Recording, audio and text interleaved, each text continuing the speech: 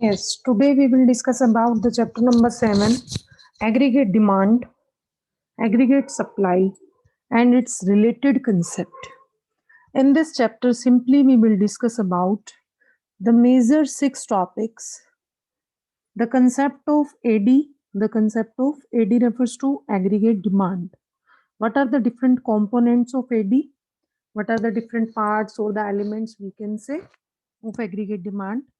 Then we will discuss about the concept of aggregate supply. Then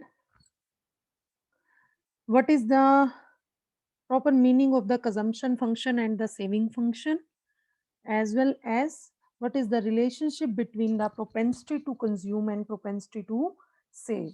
So firstly we will discuss about the first one topic, that is the concept of aggregate demand.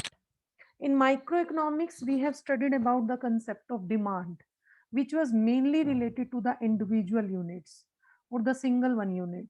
But here, as per the macroeconomics, we will discuss the concept of demand, but that is the aggregate demand from the economy point of view. So simply in order to understand the demand, the concept of aggregate demand in macroeconomics, we just have to understand the following points. It is not related to the one demand of the one particular good, as like in the microeconomics we can say that the demand was mainly made by the one single consumer. But here AD refers to the not only the demand related to the particular good in the market, it refers to the demand for all the goods and services in the economy. So simply here we can say aggregate demand refers to the sum total of the demand of all the goods and services produced in an economy, but in which time period? During the period of an accounting year. The second one feature related to the aggregate demand is that it is measured for the period of an accounting year. कि एक particular period के लिए major किया जाता है, that's why it is a flow concept. It is not a stock concept, it is a flow concept. After that it can be measured. अब अगर हम डिमांड की बात करें तो हम डिमांड को कैसे कैसे मेजर कर सकते हैं? It can be measured with reference to the two things. दो चीजों के बेसिस पे इसको हम मेजर कर सकते हैं. कौन कौन सी दो चीजों के बेसिस? एक तो हमारा जनरल प्राइस लेवल क्या है इकोनॉमी के अंदर, एज वेल एज एक इकोनॉमी में जो पब्लिक है, जो सिटीजन है, उनका लेवल ऑफ इनकम क्या है.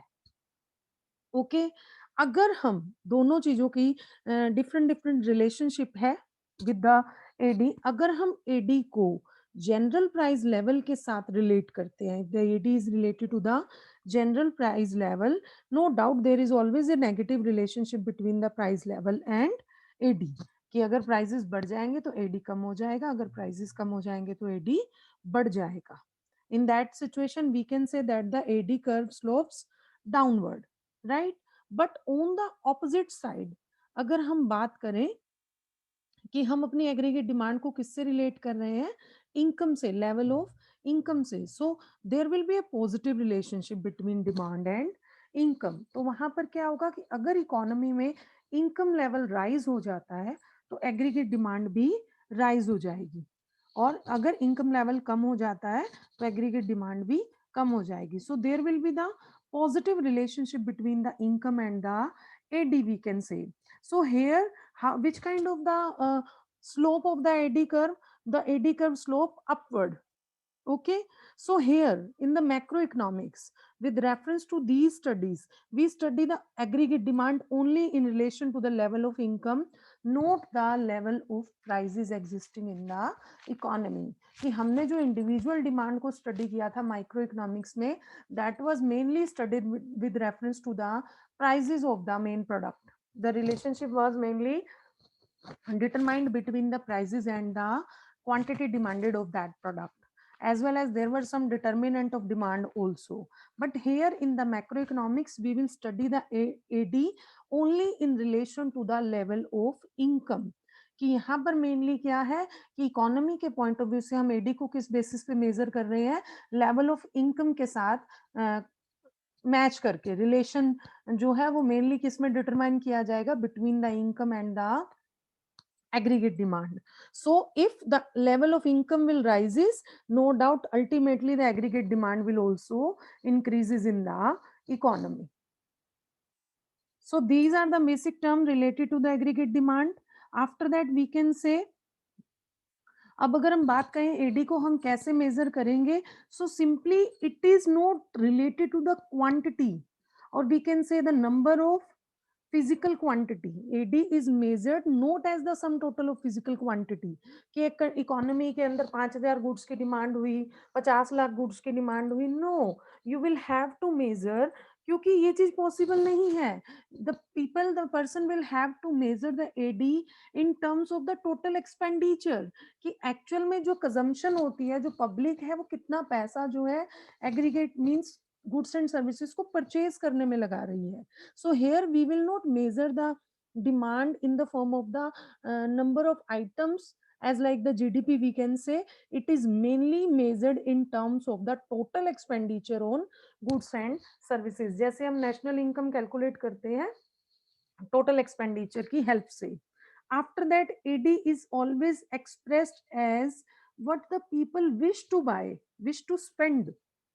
मीन्स एडी को हम कैसे एक्सप्रेस करेंगे कि पब्लिक जो है वो कितना स्पेंड करना चाहती है, या उन्होंने अपने different different level of income पे कितना स्पेंड करने की प्लानिंग की है. Okay, you can not interpret the AD as the actual spending on the purchases of goods and services. यहाँ पर मेनली हमें एडी जो है वो प्लानिंग लेवल पर मेजर करना है, not as the actual AD. It will be determined in advance. So we cannot say that AD is always actually the people actually spend on the purchases of goods and services. It is always expressed as what people wish to spend and what people plan to spend, not actually spend on the purchases of goods and services. So with the help of all these observations, we can say कि AD क्या है? It is the sum total of the expenditure that the people plan to incur on the purchases of goods and services produced in an economy during the period of an accounting year corresponding to the different levels of income.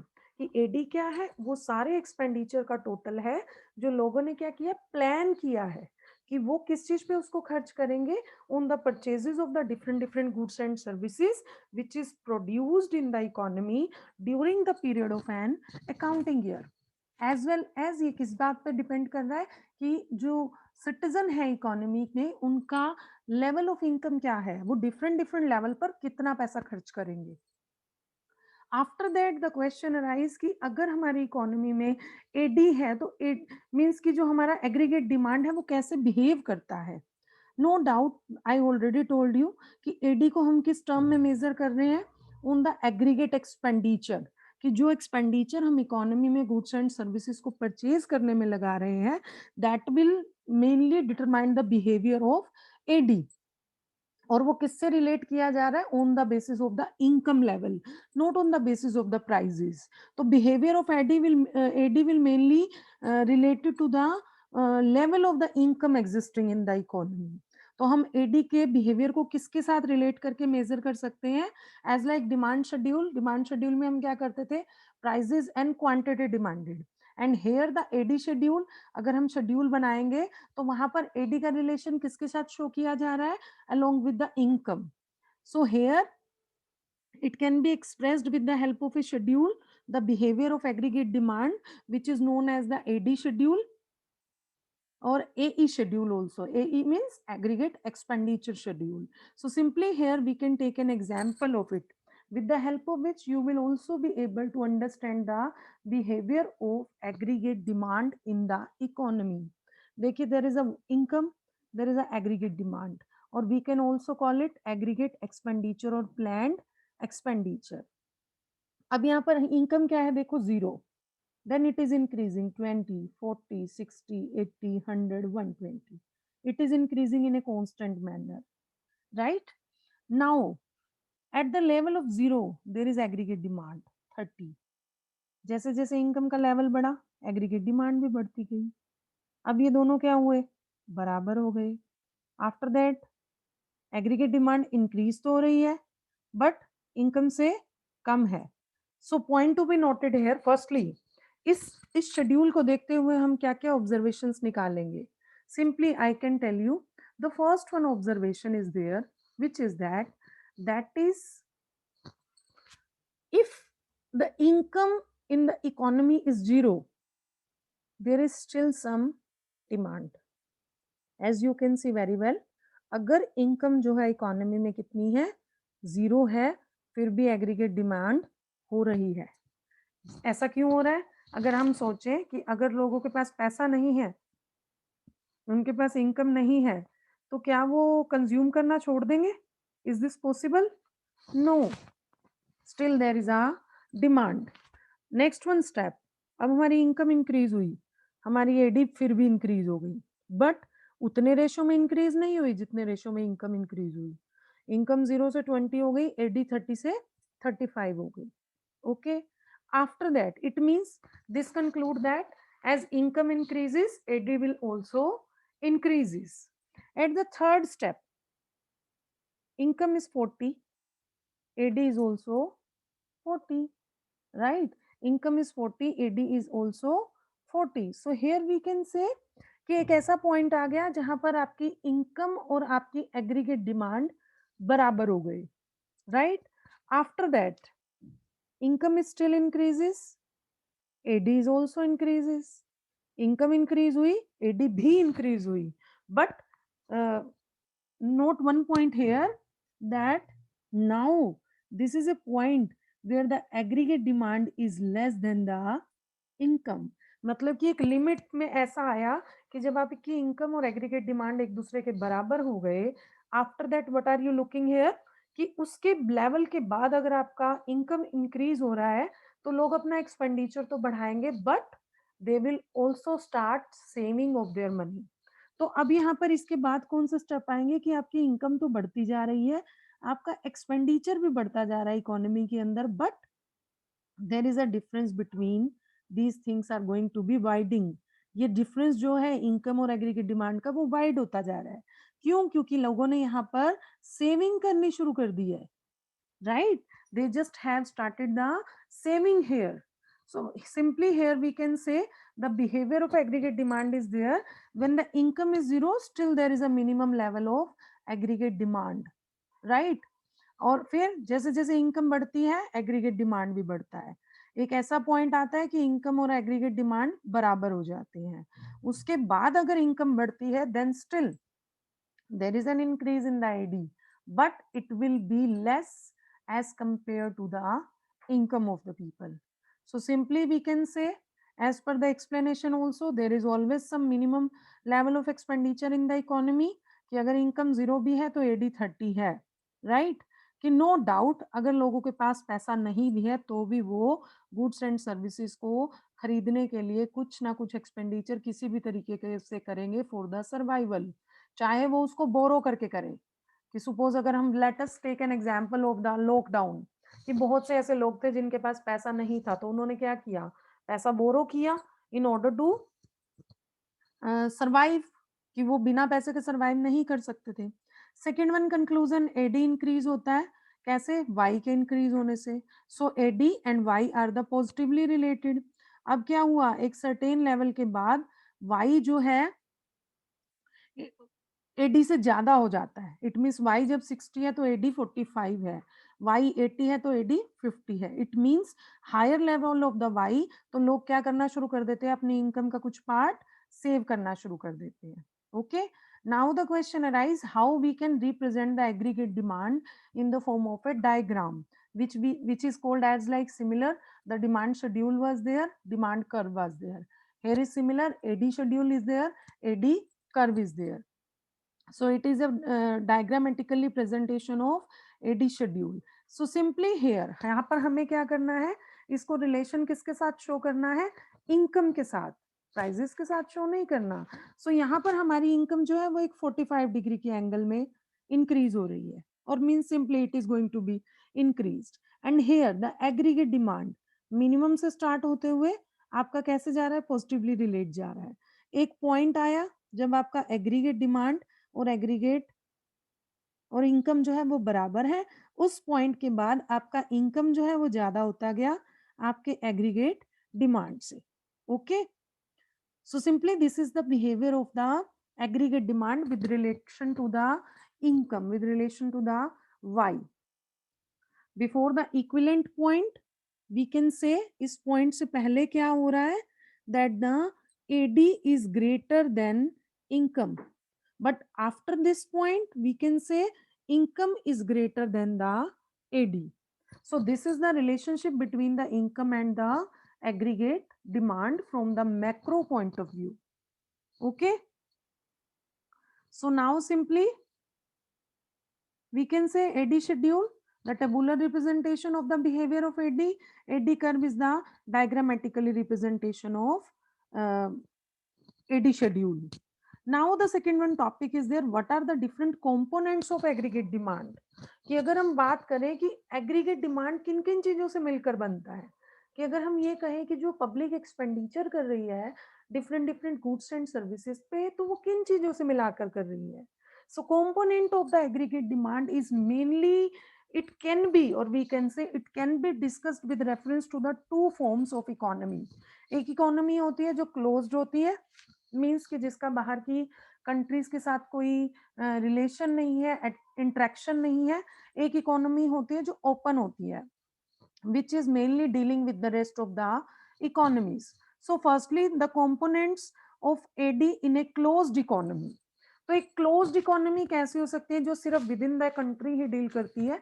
It can be of two types, two sector economy and three sector economy. तो two sector में कौन कौन से sector include होते हैं, only the two sectors, household sectors and producer sector.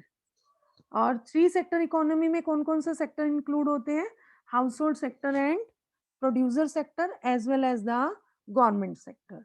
So simply here we can say, in the case of the two sector economy, there isn't any government sector, right?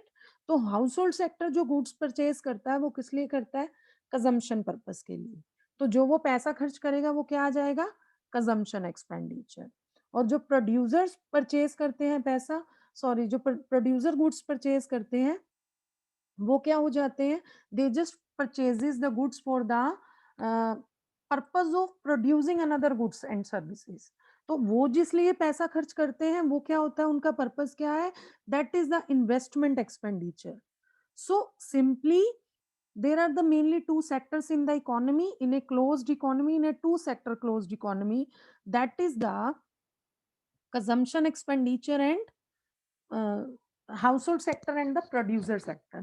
Household sector is mainly related to the consumption expenditure and producer sector is mainly related to the investment expenditure. So in the two sector closed economy, we can say aggregate demand is equal to household consumption expenditure plus producer investment expenditure, which is known as the private investment expenditure.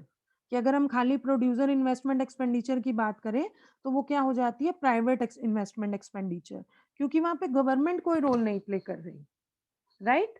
But in case of the three sector economy, अगर हम three sector economy की बात करें तो वहां पर हमारे कौन कौन से सेक्टर आ जाते हैं, household sector as well as the producer sector as well as the government sector, right. Household sector क्या करता है, कंजम्पशन एक्सपेंडिचर करता है.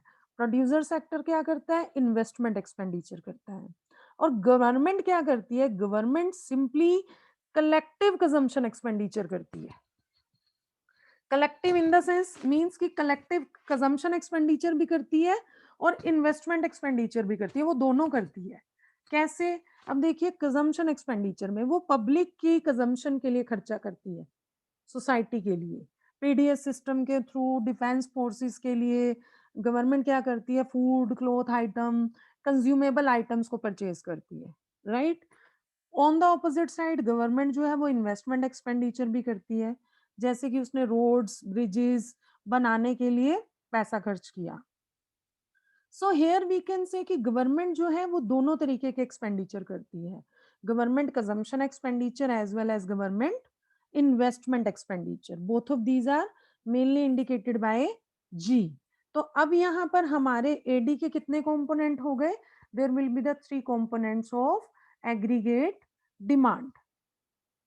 So aggregate demand is here, simply we can say that is equivalent to the components of AD in 3-sector economy. The aggregate demand will be equivalent to the household consumption expenditure, private investment expenditure plus government expenditure, जिसमें क्या क्या include होगा? Both consumption as well as investment expenditure. So aggregate demand is equal to household consumption expenditure, producer or private investment expenditure plus government expenditure, which is including both the consumption as well as investment expenditure. Now the question arises कि AD open economy में AD के कितने component होते हैं? As we have already discussed, in a closed economy there can be the 2 sectors, producer and household, and in 3 sectors, producer, household and government sector. But in an open economy, which I already told you कि एक open economy क्या होती है? जिसमें government जो है वो rest of the world के साथ इंटरेक्ट करती है, right? So it just included the 4 sector: household sector, producer sector, government sector and rest of the world. We know very well household sector क्या करता है? Consumption expenditure. Producer sector क्या करता है? Investment expenditure. Government sector is mainly involved in both of the expenditure, either the consumption expenditure or the investment expenditure. Now the question arise कि rest of the world क्या करता है? तो rest of the world जो है वो हमारे goods and services की डिमांड क्रिएट करता है in the terms of exports, right? But along with the exports हमारी कंट्री में भी दूसरी कंट्री की डिमांड होती है उनके प्रोडक्ट्स एंड सर्विसेज की, so that is also including the imports. तो इम्पोर्ट्स जो है, no doubt we know very well कि इम्पोर्ट्स जो है वो एक्सपोर्ट से ऑपोजिट है. एक्सपोर्ट्स बढ़ेंगे, नो डाउट एडी बढ़ेगा, बट अगर इंपोर्ट्स बढ़ेंगे तो एडी कम होगा. तो हमें यहाँ पर मेनली क्या यूज करना है? We will use the concept of net exports here, which is mainly related to the exports minus imports, कि जो मेनली एक्चुअल में हमारी एडी की वैल्यू में कंट्रीब्यूट कर रहा है, that concept is the net exports. So here AD in case of the 4-sector economy, the component of AD is mainly related to the household consumption expenditure, private investment expenditure, government expenditure, which is including the government consumption expenditure and government investment expenditure, and the 4th one item is the net exports, right? So these were the mainly components of aggregate demand, which can be indicating using these words. AD is equal to C. C refers to consumption expenditure, I refers to investment expenditure, G refers to government expenditure including both consumption plus investment expenditure, and X minus M. X refers to exports, M refers to imports, which is termed as the net exports. अगर ये positive में आता है then it means the exports are greater than imports. अगर ये negative में आता है it means the imports are greater than exports. So these are the components of aggregate demand.